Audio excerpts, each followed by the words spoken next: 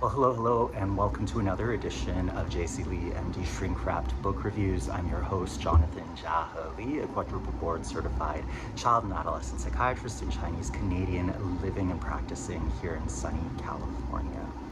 I gotta say, I woke up, I think it was the day after Christmas, and I looked at my YouTube channel and was really surprised to see that I finally got 100 subscribers. So thank you to those of you who have hit that subscribe and like button, all of those good things, and left comments in this past year. This is my first year sort of starting to post regularly, and it's really exciting to see. My goal with this channel has always been to simply contribute and to share the knowledge that I've been really privileged to acquire over many years. Well, today's shrink wrap book review is one that has been a while in the making. It's taken me several months to get through Alfred Adler's What Life Should Mean to You, and I've been reading it in different parts, not because it's a difficult read at all. In fact, he's really, I think, quite digestible, very different from many of the other analysts that I've tried to digest in the past, but because I think it's so pithy.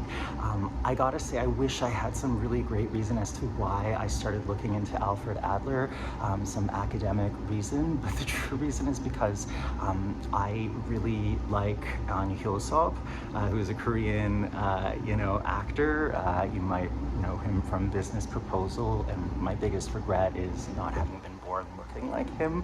But apparently he's a huge fan of Alfred Adler, and I can see why. She talks about the meaning of life as encompassing, as reflecting three different challenges or problems for each individual person. One, the problem of occupation. What am I going to be? Who am I going to be? What am I going to do to contribute to this world? And two, sort of how do I relate to my fellow journeymen and women? How do I become a comrade or contribute and cooperate in society? And three, how do I solve this problem of love and marriage and sort of contribute to the greater flourishing of humankind through this process. One of the most fascinating chapters that I found in this book was just his treatise on criminality and criminal minds, and he talks about how criminals, not unlike the rest of the population, are really just trying to solve problems of wanting to be superior, wanting to have security in life, in their occupation, in their relationships, but they've misplaced their efforts or their energies. That is to say, they haven't been adequately trained in cooperation so as to pick up, skills, training, education to actually hold down, an occupation that can contribute to the betterment of humankind or to maintain those relationships. Instead, they're constantly looking for ways to best or usurp or grift or, swindle their fellow journeymen and women. And that aspect of like cooperation and comradeship is sorely missing. He talks about how, in fact, in many cases, if you look at criminal histories, there is a pattern of isolation and a failure of the training of the child in this aspect of cooperation. And that may well be because of a mother who, for narcissistic purposes, really just needs to have the child's eyes on her, nobody else within the school.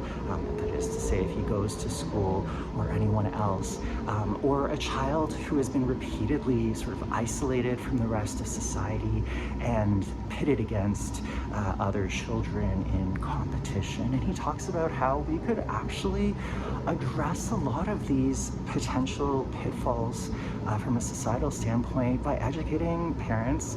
But of course, he argues, rightfully so, and I agree with him even in 2023, that many of the parents who most need education or could benefit from psychological or psychiatric intervention are not the ones who show up in the office. So educating parents, but also educating teachers and educators on how to train up children in that sense of cooperation and comradeship. And I think what I love about this book is just that it is so eminently accessible. It is so relatable, even in 2023, this idea of what is life for? I mean, for the anxious neurotic, for the melancholic, you know, really one could throw up one's hands and say, well, it's all meaningless. If the sole aim of one's life is to satisfy oneself, to get what one wants, to get more out of someone else than one gives, then life is pretty brutal. But Adler really boldly and courageously, I think, claims that life is actually about contribution, cooperation, and comradeship, and that our schooling, our occupation, our relationships are a ground and a place in which we can actually exemplify, train up, and become better fellow journeymen and women. Well, if you're at all interested in individual psychology and what a Viennese psychoanalyst has to say about it, one that is endorsed by Ahn Hyo-Seop, no less, of Netflix fame, by all means check out What Life Should Mean to You. Here's wishing you all a bright and beautiful 2024 that hangs together, that is coherent, full of cooperation and comradeship. Until next time, happy reading and love yourself and each other.